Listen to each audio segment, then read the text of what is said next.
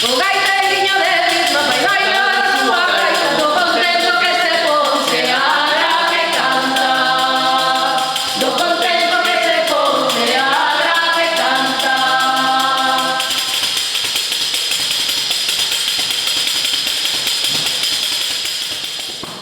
E estamos aquí para presentar unha vez máis un traballo de Ricardo Seixo. Hoxe traenos este libro moi interesante, Outra volta de rodicio, que como el ben indica, entende a poesía como un xeito de reflexión interior e, polo tanto, pois nada, vamos a agardar que nos conte entón un pouco desta historia para que nos faga boca para ler, non? Bueno, moitas grazas por vir e encantados.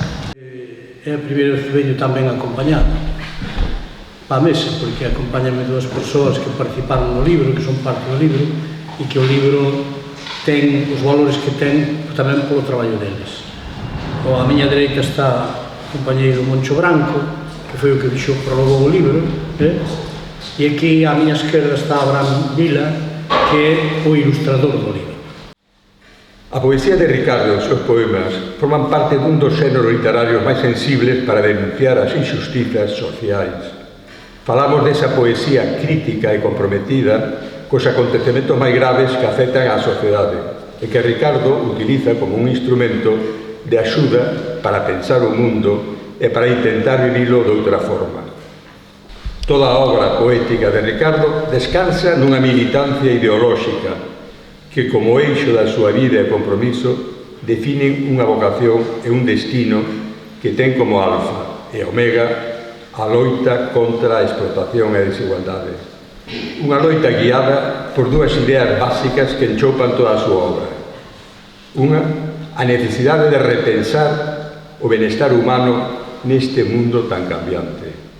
Para Ricardo, o proceso creativo non é nada etéreo, nada vestido de maxia, é máis ben unha racionalización verbalizada dun xeito concreto na palabra, na música e no activismo, conformando unha única linguaxe en continua interrelación preñada de tensión e de beleza para formar cidadanía, para formar país. Estamos na presenza dun escritor que elabora unha poesía moi comprometida, construída en diversos formatos, mediante unha linguaxe cargada de palabras intensas que nos amosan a realidade e nos convocan a reflexionar. Outra volta do rodicio é por iso unha fermosa metáfora da que se vale o autor para seguir activando mediante os seus versos a nosa conciencia social que se atopa adormiñada baixo o efecto dunha función narcotizante dos medios que nos agochan a cotío unha realidade esmagadora. O proceso creativo de Ricardo aniña na poesía como a súa trincheira fronte á vida, ou frente á morte, ou frente a si mesmo. Cada poema, cada verso están preñados dun ton reivindicativo e dunha simboloxía que, mediante unha linguaxe clara e directa, percute nas nosas mentes e nos nosos corazóns, provocando que o tempo se deteña. Un autor fornecido cun oído que acaricia a función musical do verso, eludindo o simplismo e o valeiro de certa poesía ao uso. Neste libro, ao longo de 48 poemas, está presente todo un universo poético que xuira unha e outra vez, metáfora rodicio, sobre un conxunto de temáticas aparentemente dispares, mas que todas elas manteñen unha categoría de pertenza unificadora, que é un compromiso social, humano e ambiental en cada un dos seus poemas. A oferta que nos fai, en Outra volta de rodicio, representa non só para os amantes da poesía, senón para a sociedade en xeral, un agasallo co que o autor convídanos non só a tirar proveito da súa lectura, senón tamén a partillar unha reflexión, un parecer ou unha opinión, e se me apuran a resolver moitas dúbidas. Poesía conformada por unha conxunción dunha extremada sobriedade non sempre exenta de sinxeleza formal, mas en todo caso preñada de emoción sincera e humana. Desbota as complacencias doadas e as vaidades dos sentidos, elimina toda a retórica excesiva, as metáforas brillantes ou un vocabulario rebuscado. Os seus versos son froito dunha destilación conceptual enchoupada do máis puro e auténtico lirismo ao mellor estilo machadiano, emoción sincera e moi humana. En definitiva, poesía social que, como toda práctica social, é moi consciente da función histórica que persegue, pegado ao chan das súas propias condicións existenciais e coa vista posta no cambio ou transformación das mesmas, supeditando un tempo do autor á poesía en canto documento vivo e cálido.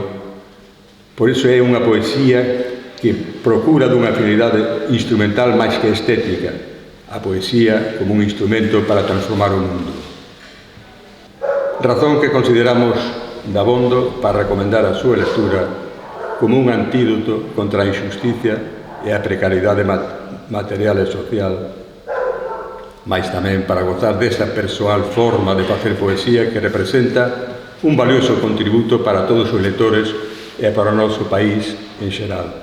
Que as ilustracións están un poquinho entre páxina a páxina e ir vendo unha imaxe, sempre sin comer o texto que é máis importante. Tocoume liar un pouco máis de outra maneira, porque é un pouco máis reivindicativo o libro. Era un poquinho máis difícil de sacarlle punto ao lápiz, costoume. Pero sí que me gustou por varios motivos, no sentido de que a idea que tiña inicial de facer afrontar este proxecto, eu nunca me planteo un guión sempre o salto, porque empezas a traballar e cando tes unhas ideas predeterminadas, durante o camiño saltanche outras, non? O que eu tiña pensado ao principio non era moi acorde co que estaba lendo, e cada vez que o lía era menos acorde, porque eu iba por unha liña gráfica un pouco máis tenue. Pero, bueno, eu leía os poemas e dicía, non pode ser, porque son bastante reivindicativos, non? Dei unha volta de tuerca, porque o que lle comentei, o que lle enseñei despois, non se correspondía, porque vendo un libro lendo os poemas varias veces, bueno, poden ter bastantes interpretacións, que é o que ten a poesía, pero desde a miña forma de ver, cando se atiza duro, desde un punto de vista, desde un lado do muro, pois ten que ir un pouco acorde, non? Tamén, pero desde un punto de vista gráfico. Menos mal que o rodicio non para, e non ten que parar. E nese concepto foi cando me din conta de que quería facer algo plausible, no sentido de non estático, nin que fose bonito. O sea, bonito sí, entre comillas, que é unha ilustración, obviamente, pero que se dera que pensar. Tuve que agudizar bastante o inxenio en algúns, e gostoume en algunhas ilustracións, pero sí que quedei moi satisfeito, non? E creo que tamén, senón non estaríamos aquí. Pero no sentido de que ás veces hai cousas que son difíciles de representar, pero cando consigues coller un fío, e que o fío que estás planteando tamén vai a acorde e vai a da man con eso que estamos falando, e que consigamos facer algo tangible, pois a verdade que é bastante agradecido, aunque sea un día o sea maravilloso, que non se leve tanta poesía. E nada, espero que vos gusten e que disfrutedes co libro, tanto da poesía a ilustración, pois vai entre páxina a páxina. E eu a poesía que escribo a veces nos libros é a única que sei facer, que non entendo que se poida facer outra. Cando un está vivindo o que se está vivindo en Gaza, cando un está vivindo o que está vivindo en Ucraína, cando un está vivindo o que nos pretenden que vivamos aquí coa instalación da celulosa de Altri aí en Palas de Rei, etc, etc, etc. Se alguén se pon a escribir, pode escribir algún tipo de literatura que non fale destas cousas. É dicir, se un se aí o mellor e vive no medio do monte illado un plan anacoreta, pois igual pode facelo. Eu non. Eu teño que falar do que vivo á porta da miña casa, do que vivo na rúa, do que vivo a través dos medios que din as verdades que son moi poucos. Teño que falar diso. Iso é o que me motiva e o que me inspira e son as miñas musas. Esas musas que se fala tanto e que non existen na realidade. É dicir, as musas son esas, son as problemáticas que estás vivindo e sobre iso é o que escribes, eu é o que escribo. Entón, se alguén pretende atopar algo distinto nos meus libros non o vai atopar. É dicir, é o único que sei facer. Lingua de escravos, aqueles que sercen como desleigados. Carraxe e tristura, males enfrontados, no corpo nos meten. Mais, para que condenados? Debemos buscar o xeito de lles facernos comprender que a súa liberación terán que loitar para ter.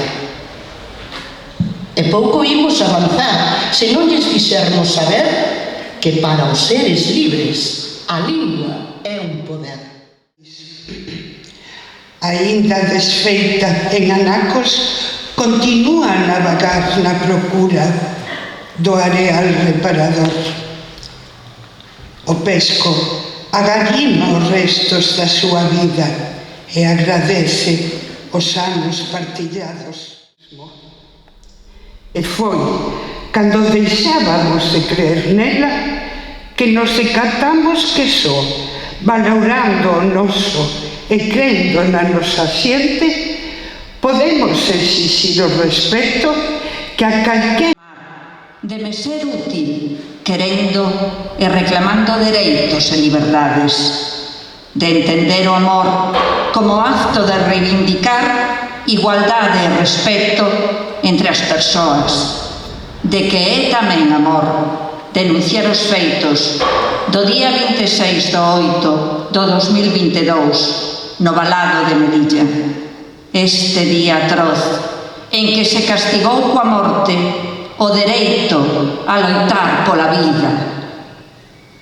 No modelo de sociedade que presume de andar con pantalóns rotos e con grandes buracos nas sandalias, quixera amar sin límites nin complexos, nun mundo a cara descuberta, co prazer de se querer como valor único e final. De ter un adeus soñando con que o sol que ha sair traia con el o regalo de desfrutar do presente tendo presente o pasado para pensar no futuro como presente soñado. A dignidade é un valor que socialmente non podemos deixar de utilizar para avanzarnos cara a ese futuro feliz que anhelamos. Entre nós floreceu a palabra partillar e un proxecto común naceu como unha onda de liberdade capaz de artellar mares e mares onde navegarmos a calquera destino coa seguridade de chegarmos a peiraos nos que milleiras de pescas sentirán multiplicada en 1000 carabéis o seu contributo ao ramo colectivo. Hai que branquear os negros, eliminar emigrantes, voltar a España de antes. Aquela do todo atado, do xeito único de pensar, do poder para roubar, de asesinos a pasearen os do pensar diferente, de matar a súa mente, de negar as liberdades, de facer do que de todos un sumidoiro de lodos, en que respirar supoña ter de padecer o cancro dos herdeiros dun tal Franco. Xa compre, xa chegou a hora de dicir a esa España que esta terra que o mar baña está farta de servidumes e quere pôr sobre da mesa a verdade que máis pesa. Como nación que é de feito, quere a toda a poboación unida en aluvión, con dereito a decidir de xeito real e seguro como quere o seu futuro. Facede coa vosa España todo canto desexades, negadores das verdades, que nós, nesta nosa terra, non precisamos permiso para estarmos no paraíso. Da escravitude do reino, desde que temos memoria, queremos fechar a historia. E coa bandeira de igualdade, amor, república e matria, sentirmos que temos patria.